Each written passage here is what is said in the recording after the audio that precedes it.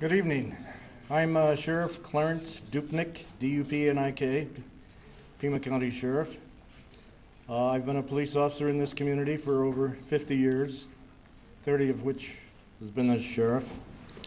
And in my 50-some years, I have never been so shocked in my life as the events that happened today.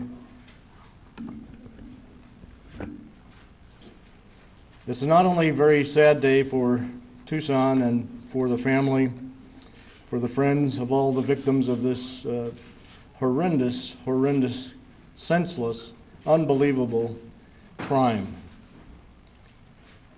But it's a sad day for America. First, if we may, I'm going to provide you with some of the details as to what happened, kind of a thumbnail sketch. And then we have the person in charge of the FBI for the state of Arizona, Nate. What is your last name? Gray. Nate Gray. The last guy was Green. We have Nate Gray. This is a day of personal sadness for very many of us in this room. People like Dr. Carmona, who is the 17th Surgeon General of the United States, and has been a Pima County Sheriff's Deputy for some 25 years. He's going to follow Nate Gray and answer any questions that you may have reference medical issues. But this morning around 10 a.m., Congresswoman Giffords was having a town hall type of meeting outside in a kind of a strip mall situation outside Safeway grocery store. She does this frequently. There was no indication of any problems, but at about 10 minutes after 10, a gunman approached and started shooting. Congresswoman Giffords was shot once in the head. She's still alive, and the surgeon in charge is cautiously optimistic that she may survive. 5 people were killed, two of whom are personal friends of mine, including Councilwoman Giffords. One being a federal judge, John Roll, who this morning got up like he does on every Saturday morning, went to Mass, because he knows Gabrielle very well, decided to come around the corner and say hi. Unfortunately, he was in the wrong place at the wrong time.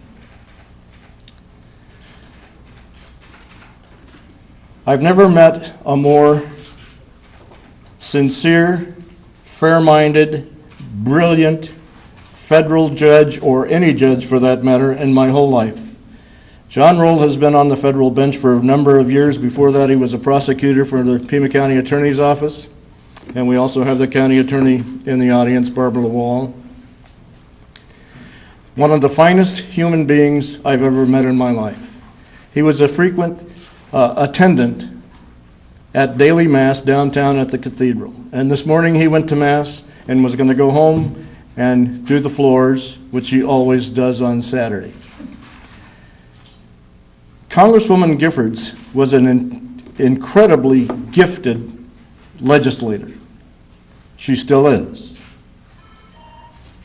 She's one of the nicest human beings that has ever been planted on this earth. She's not only brilliant, she's works from dawn till dawn, basically, and she cares what really happens in this country. She's not about Democrats or Republicans. She's not about politics. All she cares about is the United States of America. And today, I want to tell you, I hope that all Americans are saddened and as shocked as we are. And I hope that some of them, or most of them, are as angry as I am and as a lot of us are. And I think it's time as a country that we need to do a little soul searching, because I think it's the vitriolic rhetoric that we hear day in and day out from people in the radio business, and some people in the TV business and what we see on TV and how our youngsters are being raised, that this has not become the nice United States of America that most of us grew up in. And I think it's time that we do the soul searching. Two brave individuals at this crime scene tackled the suspect, who is a white male, 22 years old, and at this point we're not able to divulge his name. He has kind of a troubled past, I can tell you that. And we're not convinced that he acted alone. There's some reason to believe that he came to this location with another individual. And there's reason to believe that the other individual in some way be involved. I know all that does is pique your curiosity and you'll have a million questions, but based on the advice of legal counsel, we're not going to be able to give you any more information on that. As much as we would like to find this person, and we have pictures of him, at some point in the near future, hopefully, we'll be allowed to provide the public with that. At this point, I'm going to turn the microphone over to Nathan Gray, the FBI SAC for Arizona. And I'd like to thank all of the federal agencies, all of the public safety agencies, the fire, the police, the medical people that have responded to this in just incredible professional fashion.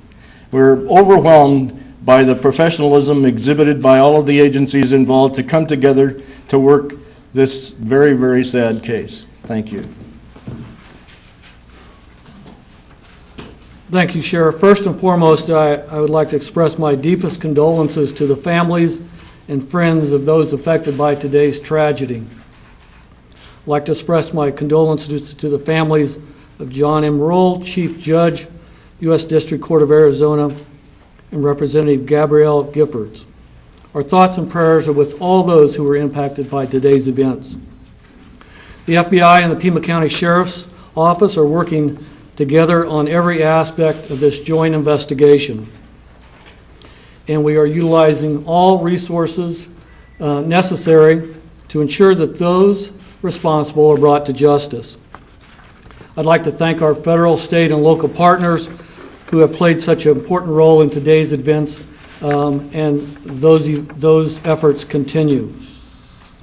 As this is an ongoing investigation, it would be not be prudent to comment above any of the details that we discuss, that were discussed by the sheriff, and as new information becomes available, we will provide that to you.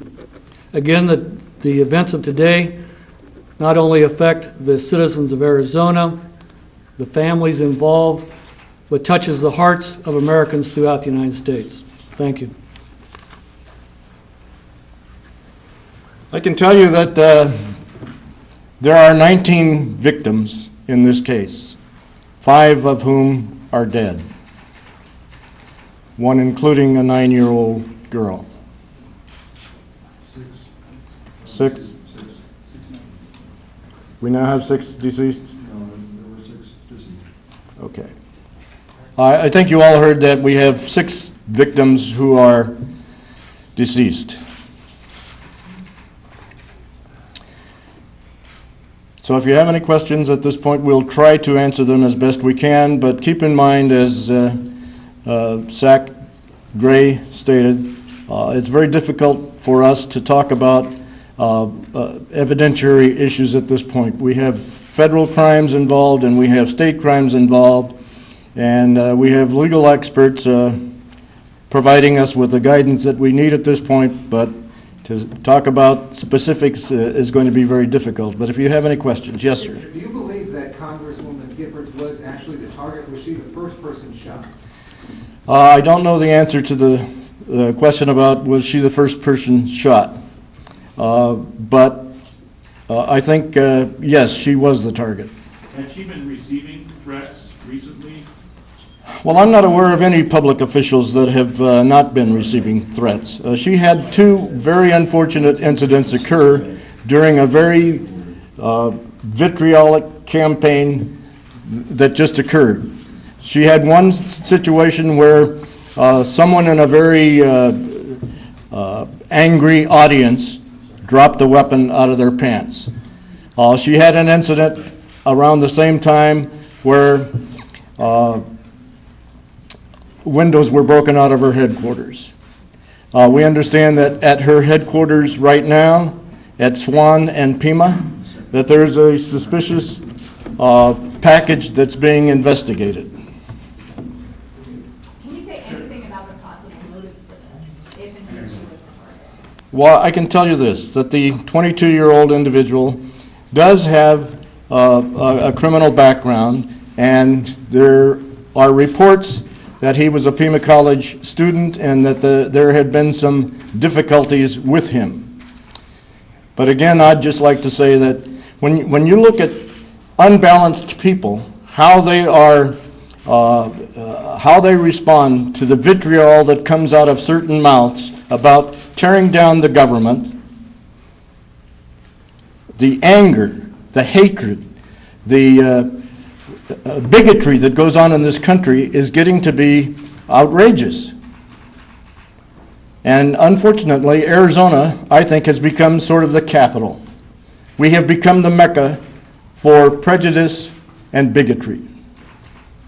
Sir, was this related to prejudice and bigotry? Or Pardon? was this related possibly then to prejudice and All I can tell you is that there's reason to believe that this individual may have a mental issue. And I think that people who are unbalanced are especially susceptible to vitriol. Sheriff, can you comment on the conditions of the other victims? I cannot. As I understand it, no one at this point is in a life-threatening situation. Can you name the other victims who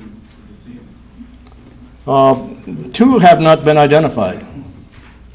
Sheriff, were they all shot, or were some people injured in panic and panic? No, they were all shot. Do you have the names of the ones that happened? We have some of the names that we can release here. Some of the families have not been appropriately dealt with at this particular point, but staff has the names, ages,